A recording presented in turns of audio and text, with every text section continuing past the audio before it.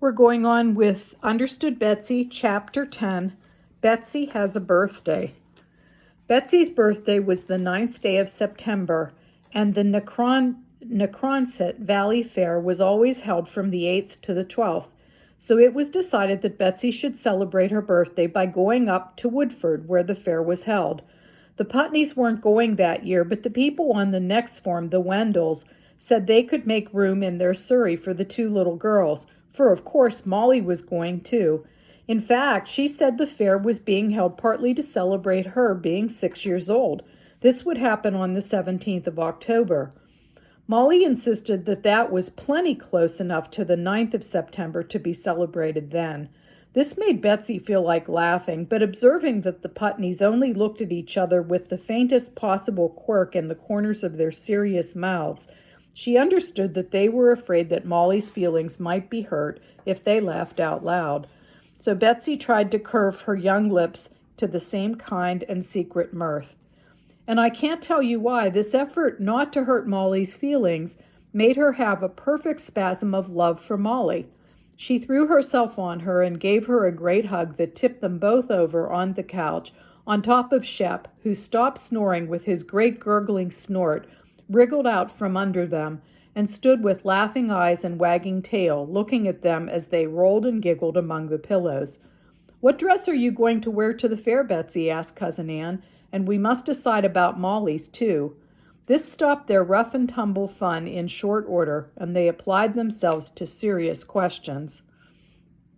When the great day arrived and the surrey drove away from the Wendells' gate, Betsy was in a fresh pink and white gingham which she had helped Cousin Ann make, and plump Molly looked like something good to eat in a crisp white dimity, one of Betsy's old dresses, with a deep hem taken in to make it short enough for the tiny butterball. Because it was Betsy's birthday, she sat on the front seat with Mr. Wendell, and part of the time, when there was not too many teams on the road, she drove herself.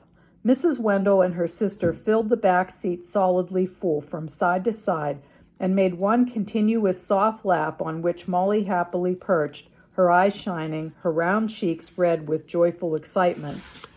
Betsy looked back at her several times and thought how nice Molly looked. She had, of course, little idea how she herself looked, because the mirrors at Putney Farm were all small and high up, and anyhow they were so old and greenish that they made everybody look very queer-colored.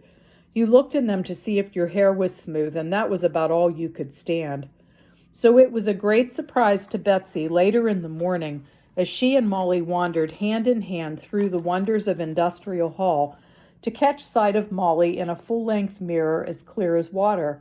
She was almost startled to see how faithfully reflected were the yellow of the little girl's curls, the clear pink and white of her face, and the blue of her soft eyes.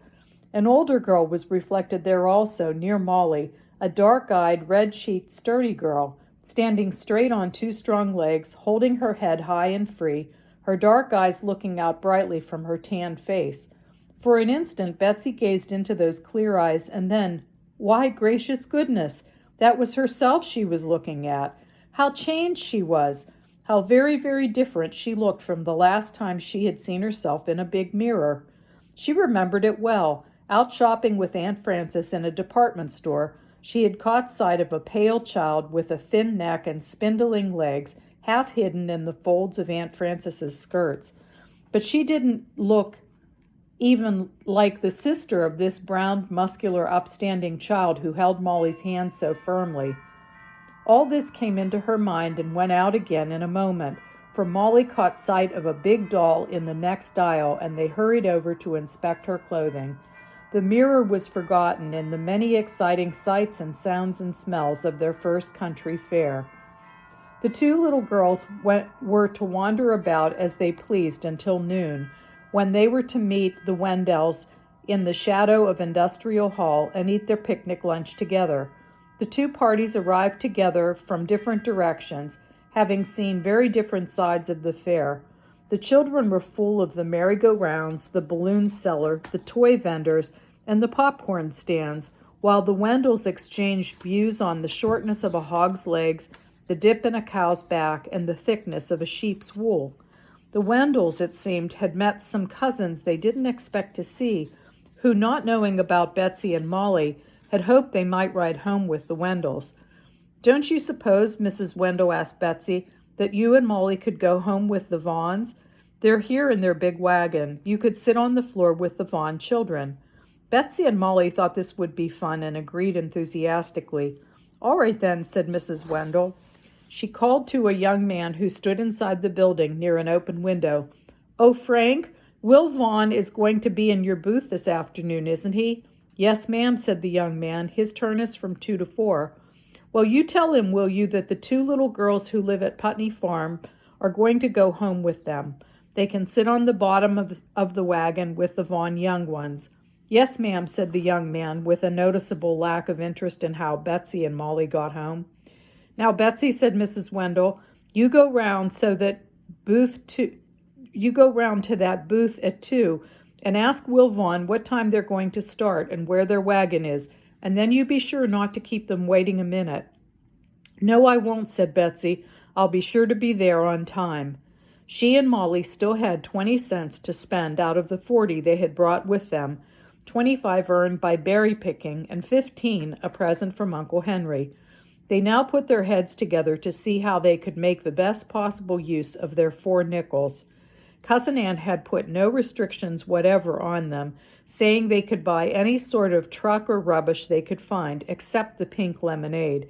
She said she had been told the vendors washed their glasses in that, and their hands, and for all she knew, their faces. Betsy was for merry-go-rounds, but Molly yearned for a big red balloon, and while they were buying that, a man came by with toy dogs, little brown dogs with curled wire tails. He called out that they would bark if you pulled their tails, and seeing the little girls looking at him, he pulled the tail of the one he held. It gave forth a fine loud yelp, just like Shep when his tail got stepped on. Betsy bought one, all done up neatly in a box tied with blue string. She thought it a great bargain to get a dog who would bark for 5 cents. Later on, when they undid the string and opened the box, they found the dog had one leg broken off and wouldn't make the faintest squeak when his tail was pulled. But that is the sort of thing you must expect to have happen to you at a county fair. Now they had 10 cents left, and they decided to have a ride apiece on the merry-go-round. But glancing up at the clock face in the tower over Agricultural Hall, Betsy noticed it was 2:30, and she decided to go first to the booth where Will Vaughn was to be and find out what time they would start for home. She found the booth with no difficulty, but William Vaughn was not in it. Nor was the young man she had seen before. There was a new one, a strange one, a careless, whistling young man with very bright socks and striped cuffs. He said in answer to Betsy's inquiry, "Vaughn? Will Vaughn?" Never heard the name, and immediately went on whistling and looking up and down the aisle over the heads of the little girls, who stood gazing up at him with very wide, startled eyes. An older man leaned over from the next booth and said, "Will Vaughn? He from Hillsboro? Well, I heard somebody say those Hillsboro Vaughns had word one of their cows was awful sick, and they had to start right home that minute." Betsy came to herself out of her momentary daze and snatched Molly's hand. "Hurry, quick! We must find the Wendells before they get away." In her agitation, for she was really very much frightened, she forgot how easily terrified little Molly was. Her alarm instantly sent the child into a panic. "Oh, Betsy, Betsy, what will we do?" she gasped as Betsy pulled her along the aisle and out of the door. "Oh, the Wendells can't be gone yet," said Betsy reassuringly, though she was not at all sure she was telling the truth. She ran as fast as she could drag Molly's fat legs to the horse shed where Mr. Wendell had tied his horses and left the surrey. The horse shed was empty, quite empty. And here's a picture of Betsy and Molly at the fair. And it looks like Betsy's worried. She's got her hand up to her face like she's worried.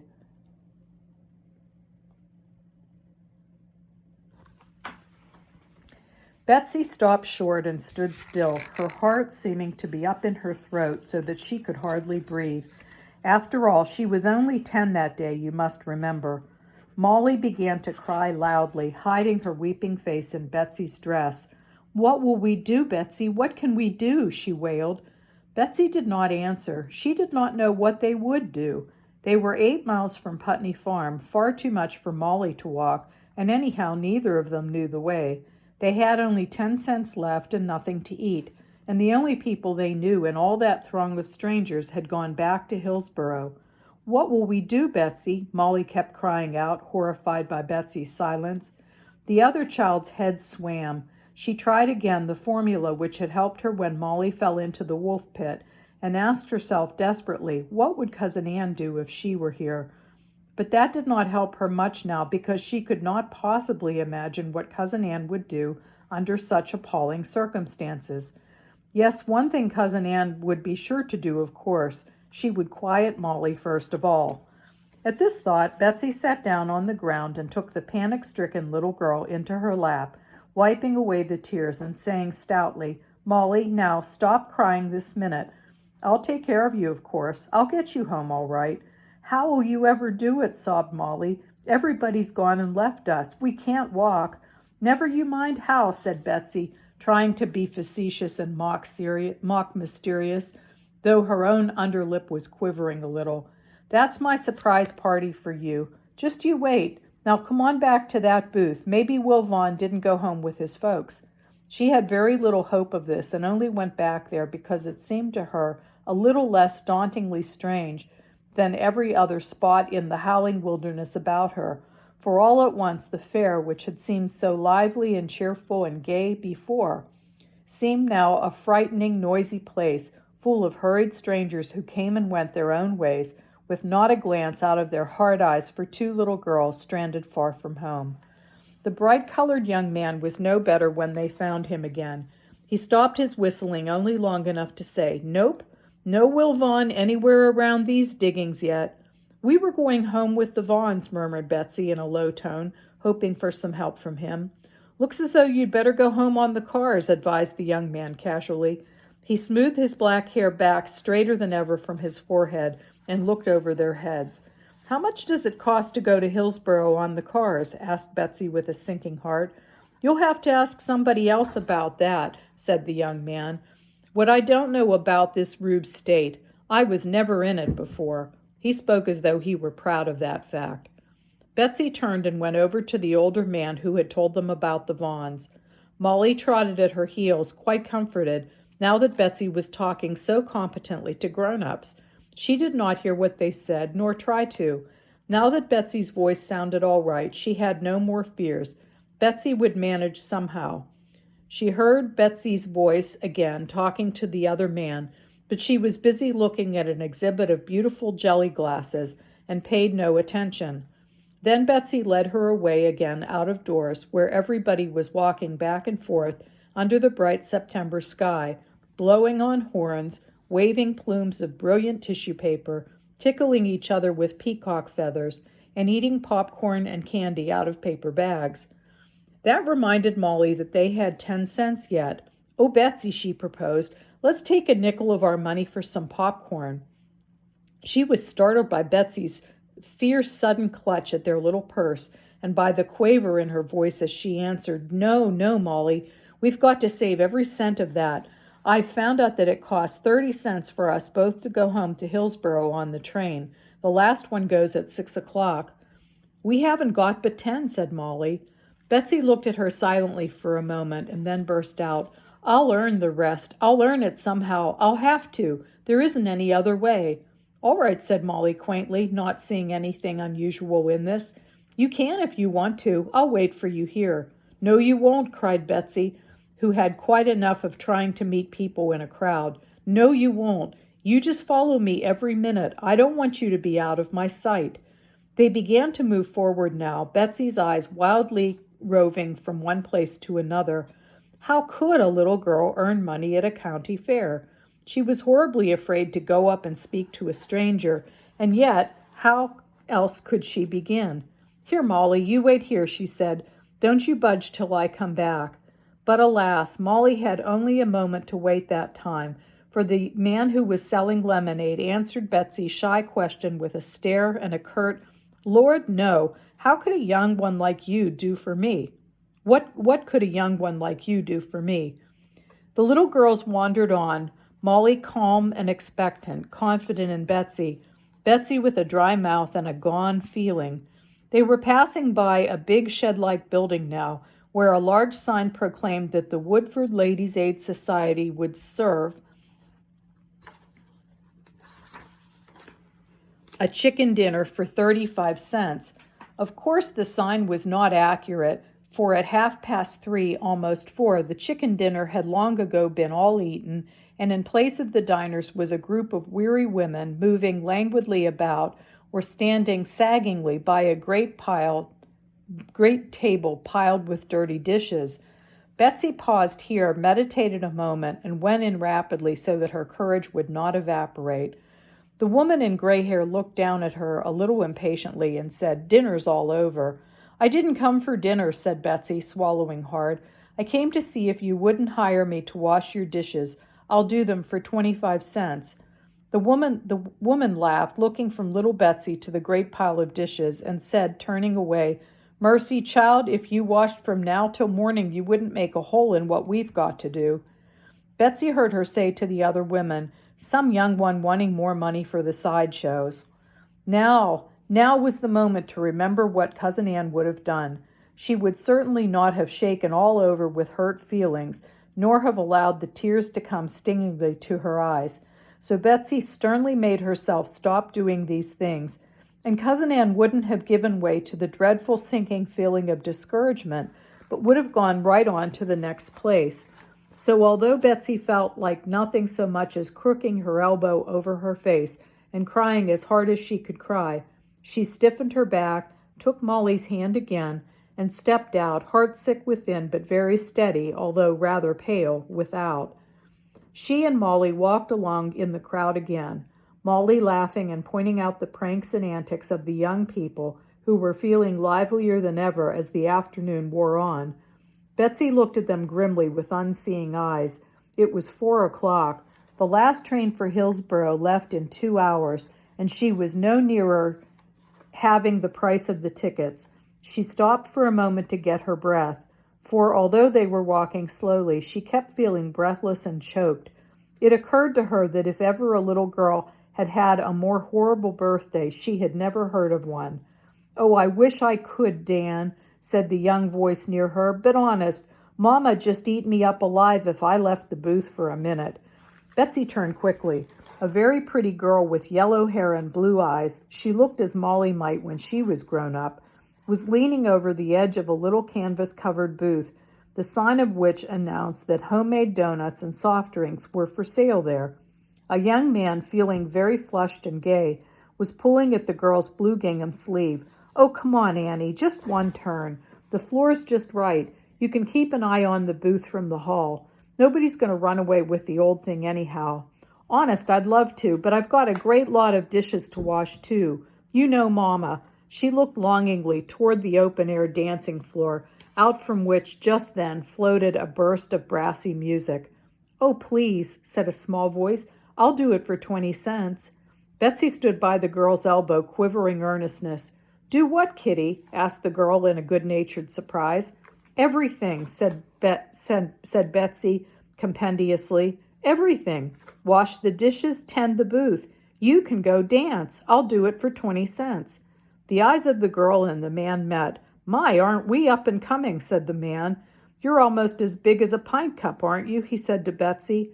The little girl flushed. She detested being laughed at, but she looked straight into the laughing eyes. "I'm 10 years old today," she said, "and I can wash dishes as well as anybody." She spoke with dignity. The young man burst out into a great laugh. "Great kid, what?" he said to the girl. And then, "Say, Annie, why not? Your mother won't be here for an hour. The kid can keep folks from walking off with the stuff and—" "I'll do the dishes too," repeated Betsy, trying hard not to mind being laughed at and keeping her eyes fixed steadily on the tickets to Hillsboro. "Well, by gosh," said the young man, laughing. "Here's our chance, Annie, for fair. Come along." The girl laughed too, out of high spirits. "Wouldn't Mama be crazy?" she said hilariously. "But she'll never know. Here, you cute kid, here's my apron." She took off her long apron and tied it around Betsy's neck. There's the soap, there's the table. Stack the dishes up on that counter. She was out of the little gate in the counter in a twinkling, just as Molly, in answer to a beckoning gesture from Betsy, came in. "Hello, here's another one," said the gay young man, gayer and gayer. "Hello, Button, what are you going to do? I suppose when they try to crack the safe, you'll run at them and back and drive them away." Molly opened her sweet blue eyes wide, not understanding a single word. The girl laughed, swooped back, gave Molly a kiss, and disappeared, running side by side with the young man toward the dance hall. Betsy mounted on a soapbox and began joyfully to wash the dishes. She had never thought that ever in her life she would simply love to wash dishes beyond anything else. But it was so. Her relief was so great that she could have kissed the coarse, thick plates and glasses as she washed them. "It's all right, Molly, it's all right," she quavered exultantly to Molly over her shoulder. But as Molly had not, from the moment Betsy took command, suspected that it was not all right, she only nodded and asked if she might sit up on a barrel where she could watch the crowd go by. "I guess you could. I don't know why not," said Betsy doubtfully. She lifted her up and went back to her dishes. Never were dishes washed better. "2 doughnuts, please," said a man's voice behind her. Oh, mercy, there was somebody come to buy. Whatever should she do? She came forward intending to say that the owner of the booth was away and she didn't know anything about, but the man laid down a nickel, took 2 doughnuts, and turned away. Betsy gasped and looked at the homemade sign stuck into the big pan of doughnuts. Sure enough, it read, 2 for 5. She put the nickel up on a shelf and went back to her dishwashing. Selling things wasn't so hard, she reflected. Now that she saw a way out, she began to find some fun from being behind a counter instead of in front. When a woman with 2 little boys approached, she came forward to wait on her, feeling important. 2 for 5, she said in a businesslike tone. The woman put down a dime, took up 4 doughnuts, divided them between her sons, and departed. "My," said Molly, looking admiringly at Betsy's coolness. Betsy went back to her dishes, stepping high. "Oh, Betsy, see, the pig, the big ox," cried Molly now, looking from her coign of vantage down the wide, grass-grown lane between the booths. Betsy craned her head around her over her shoulder, continuing conscientiously to wash and wipe the dishes. The prize stock was being paraded around the fair. The huge prize ox, his shining horns tipped with blue rosettes. The prize cows with wreaths around their necks. The prize horses, 4 or 5 of them as glossy as satin, curving their bright, strong necks and stepping as though on eggs, their manes and tails brushed with bright ribbon. And then, "Oh, Betsy, look at the pigs," screamed Molly again. The smaller animals, the sheep, the calves, the colts, and the pig, which waddled along with portly dignity. Betsy looked as well as she could over her shoulders, and in years to come she could shut her eyes and see again in every detail that procession under the golden September light. But she looked anxiously at the clock. It was nearing 5. Oh, suppose the girl forgot and danced too long. 2 bottles of ginger ale and half a dozen doughnuts, said a man with a woman and 3 children. Betsy looked feverishly among the bottles ranged on the counter, selected 2 marked ginger ale, and glared at their corrugated tin stoppers. "How did you get them open?" "Here's your opener," said the man, "if that's what you're looking for. You get the glasses and I'll open the bottles. We're in kind of a hurry. Got to catch a train." Well, they were not the only people who had to catch a train, Betsy thought sadly. They drank in gulps and departed, cramming doughnuts into their mouths. Betsy wished that the girl would come back. She was now almost sure that she had forgotten and would dance until nightfall. But there she came, running along as light-footed after an hour's dancing as when she had left the booth. "Here you are, kid," said the young man, producing a quarter. "We've had the time of our young lives, thanks to you." Betsy gave him back one of the nickels that remained to her, but he refused it. "No, keep the change," he said royally. "It was worth it." "Then I'll buy 2 doughnuts with my extra nickel," said Betsy. "No, you won't," said the girl. "You'll take all you want for nothing. Mama will never miss 'em. What you sell here has got to be fresh every day anyhow. Here, hold out your hands, both of you." Some people came and bought things, said Betsy, happening to remember as she and Molly turned away. The money is on that shelf. Well, now, said the girl, if she didn't take hold and sell things. Say, she ran after Betsy and gave her a hug. You smart young one. I wished I had a little sister just like you. Molly and Betsy hurried along out of the gate into the main street of the town and down to the station. Molly was eating donuts as she went. They were both quite hungry by this time, but Betsy could not think of eating till she had those tickets in her hand. She pushed her quarter and a nickel into the ticket seller's window and said, Hillsborough, in as confident a tone as she could. But when the precious bits of paper were pushed out at her and she actually held them, her knees shook under her and she had to go and sit down on the bench. My, aren't these donuts good, said Molly. I never in my life had enough donuts before.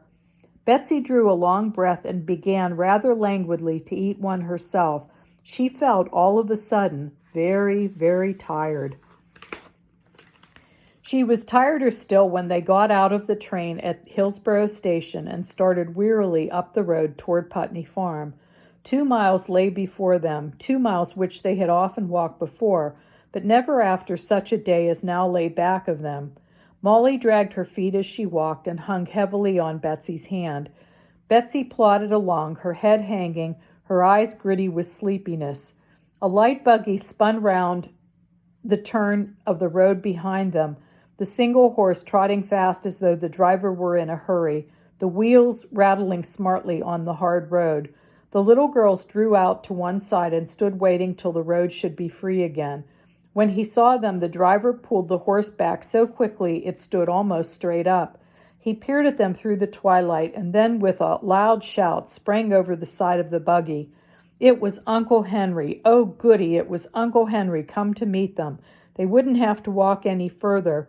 But what was the matter with Uncle Henry? He ran up to them exclaiming, Are you all right? Are you all right? He stooped over and felt of them desperately as though he expected them to be broken somewhere, and Betsy could feel that his old hands were shaking and that he was trembling all over. When she said, Why, yes, Uncle Henry, we're all right. We came home on the cars. Uncle Henry leaned up against the fence as though he couldn't stand up. He took off his hat and wiped his forehead, and he said, it didn't seem as though it could be Uncle Henry talking. He sounded so excited. Well, by gosh, my, well, by thunder, now, and so here you are, and you're all right, well. He couldn't seem to stop exclaiming, and you can't imagine anything stranger than an Uncle Henry who couldn't stop exclaiming. After they all got into the buggy, he quieted down a little and said, Thunderation, but we've had a scare. When the Wendells came back with their cousins early afternoon, they said you were coming with the Vaughans. And then when you didn't come, we telephoned to the Vaughans, and they said they hadn't seen hide nor hair of you, and didn't even know you were to the fair at all. I tell you, your Aunt Abigail and I had an awful turn. Ann and I hitched up quicker and scat, and she put right out with Prince up toward Woodford, and I took Jessie down this way. Thought maybe I'd get a trace of you somewhere here. Well, land, he wiped his forehead again. Weren't I glad to see you standing there? Get along, Jess. I want to get the news to Abigail soon as I can. Now tell me what in thunder did happen to you. Betsy began at the beginning and told straight through, interrupted at first by indignant comments from Uncle Henry, who was outraged by the Wendells' loose wearing of their responsibility for the children. But as she went on, he quieted down to a closely attentive silence, interrupting only to keep Jess at her top speed. Now that it was all safely over, Betsy thought her story quite an interesting one, and she omitted no detail, although she wondered once or twice if perhaps Uncle Henry were listening to her. He kept so still. And so I bought the tickets and we got home, she ended, adding, Oh, Uncle Henry, you ought to have seen the prize pig. He was too funny. They turned into the Putney yard now and saw Aunt Abigail's bulky form on the porch. Got him, Abby. All right, no harm done, shouted Uncle Henry. Aunt Abigail turned without a word and went back into the house.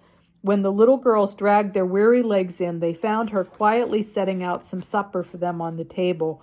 but she was wiping away with her apron the joyful tears which ran down her cheeks, such pale cheeks. It seemed so strange to see rosy Aunt Abigail with a face as white as paper. "Well, I'm glad to see it," she told them soberly. "Sit right down and have some hot milk. I've had it all ready."